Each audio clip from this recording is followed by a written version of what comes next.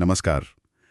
आज हम फ्योदोर दस्तयेव्स्की के बहुत ही मशहूर उपन्यास अपराध और दंड की गहराइयों में उतरेंगे। जी। हमारे पास इसका एक अच्छा हिंदी सारांश है और हम कोशिश करेंगे कि इसके जरिए रोडियन रास्कोल्निकोव, जो एक नौजवान है, उसके उस जटिल सफर को समझें। हाँ, उसका सफर अपराध से शुरू होकर पश्चाताप और शायद मुक्ति तक जाता है।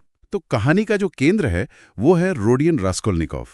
सेंट पीटर्सबर्ग में रहता है, पहले कानून पढ़ता था, लेकिन अब भयानक गरीबी में जी रहा है। और यहीं उसके दिमाग में एक अजीब सा विचार घर कर लेता है। हाँ, उस जमाने की कुछ रेडिकल सोच से मिलता जुलता कि भाई कुछ खास लोग होते हैं दुनिया में। बिल्कुल असाधारण लोग। हाँ, असाधारण लोग जो समाज की भलाई के लिए अगर चाहें तो नैतिक सीमाएं वो लांघ सकते हैं, यहाँ तक कि खून भी कर सकते हैं। और इसी खतरनाक विशिष्ट व्यक्ति वाले सिद्धांत के असर में वो एक बूढ़ी साहूकारनी एलोना इवानोवना उसकी हत्या की योजना बनाता है और कर भी देता है।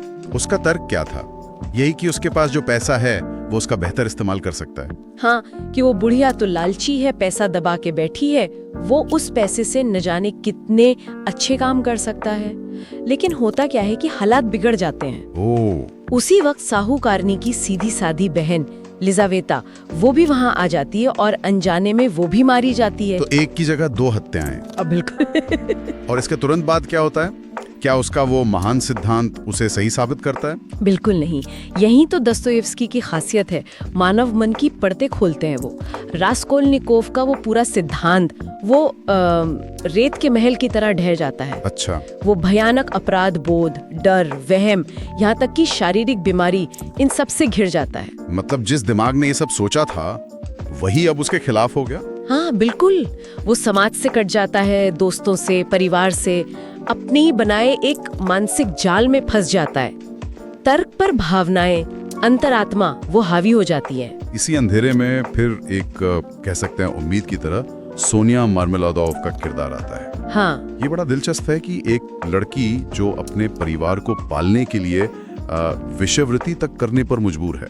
हाँ, वो कहानी की सबसे मजबूत नैतिक आवाज बनकर उभरती है। हाँ, सोनिया का चरित्र वाकई कमाल का है। बाहर से देखो तो लगता है कि वो गिरी हुई है, लेकिन उसकी जो गहरी धार्मिक आस्था है, उसकी करुणा है, वो उसे बहुत मजबूत बनाती है। वो रास्कोल्निकोव का अपराध समझ जाती है, लेकिन उसे नफरत नहीं करती, वो सहानुभूति दिखाती है। वो सिर्फ प्रेमिका नहीं रहती फिर? नहीं, बिल्कुल नहीं। वो एक तरह से आध्यात्मिक गाइड बन जाती है। लगातार उसे पछतावा की ओर, सच कबूलने की ओर धकेलती है। उसका जो निस्वार्थ प्रेम है वो रास्कोल्निकोव के तर्क वाले अहंकार को सीधी चुनौती देता है। और दूसरी तरफ है वो जांच अधिकारी पोर्फिरी पेट्रोविच। वो कैसे रास्कोल्निकोव तक पहुंचता है? उसका तरीका क्या है? पोर्फिरी का तरीका बड़ा अनोखा है।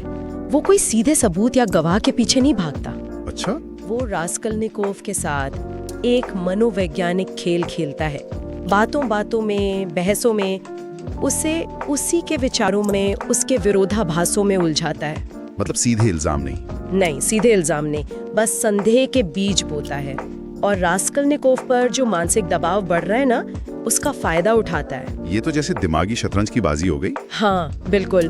और ये बाजी धीरे धीरे रास्कोल्निकोव को कबूलनामे के और करीब ले जाती है। क्या ये सिर्फ एक खेल था या पोर्फिरी कहीं न कहीं रास्कोल्निकोव को समझता भी था, उसके अंदर के तूफान को? ये कहना मुश्किल है। दस्तोयेव्स्की ने इसे थोड़ा धुंधला ही रखा है। पोर्फिरी है तो कानून का आदमी, लेकिन शायद वो रास्कोल्निकोव की बुद्धि को और उसके अंदर जो चल रहा है उसे समझता है। वो सजा तो दिलवाना चाहता है, पर शायद ये भी चाहता है कि उसे एक तरह की नैतिक और मनोवैज्ञानिक राहत मिले। और किरदारों की बात करें तो रास्कोल्निकोव की बहन है दुनिया, उसका दोस्त रसूमिखिन बहाने को और जटिल बनाते हैं। ये दिखाते हैं कि रास्कोल्निकोव की दुनिया में सिर्फ अंधेरा ही नहीं था। और एक और किरदार है स्विद्रिगाइलोव।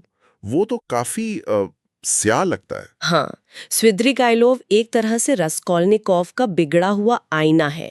वो भी नैतिक सीमाएं नहीं मानता, लेकिन उसमें रास्कोल्निकोव जैसा अंदरूनी संघर्ष नहीं है। मतलब वो अपराध बोध से मुक्त है। हाँ, वो पूरी तरह अपनी इच्छाओं, अपनी वासनाओं के गुलाम है।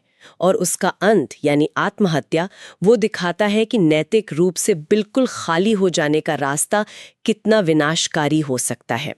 ये रास्कोल्निकोव के लिए एक चेतावनी भी है। तो आखिर में रास्कोल्निकोव टूट ही जाता है। हाँ, एक तरफ सोनिया का वो अटूट प्रेम और विश्वास, दूसरी तरफ पोरफिरी का वो मनोवैज्ञानिक दबाव।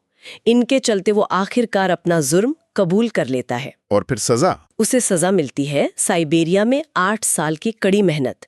ये उसकी बाहरी सजा हुई। लेकिन जैसा आपने कहा, कहानी यहाँ खत्म नहीं होती। बिल्कुल साइबेरिया में कुछ बदलता है। बिल्कुल। और इसमें सोनिया का बहुत बड़ा हाथ है। वो उसके साथ साइबेरिया जाती है। सोचिए जरा, वहां की वो मुश्किल जिंदगी, कैदियों के बीच रहते हुए, और सोनिया का वो साथ और प्यार, इनसे रास्कोल्निकोव धीरे धीरे बदलता है। उसका वो बौद्धिक अहंकार पिघलने लगता है। तो एक तरह का पुनर्जन्म। हाँ, कह सकते हैं। वो ईस्टर पर बाइबल उठाता है और शायद पहली बार सच्ची विनम्रता, दूसरों के लिए दर्द और ईश्वर में एक तरह का विश्वास महसूस करता है। ये कोई अचानक से नहीं होता। ये एक धीमी, दर्द भरी लेकिन सच्ची आध्यात्मिक जागृति है। तो ये उपन्यास सिर्फ एक अपराध की कहानी नहीं है, जैसा कि नाम लगता है। नहीं, ये उससे कहीं ज्यादा गहरा है। ये उन खतरनाक विचारों पर कि कुछ लोग असाधारण होते हैं, उन पर एक सवाल है। सही। ये दिखाता है कि गरीबी और सामाजिक हालात इंसान की रूह पर क्या असर डालते हैं। ये तर्क और आस्था के बीच का तनाव दिखाता है। और सबसे बढ़कर ये अपराध के भयानक बोझ की कहानी है। और ये भी कि कैसे दुख सहकर प्रेम और पश्चाताप के जरिए आत्मा का शुद्धिकरण, या कह लें कि पुनरुत्थान संभव है।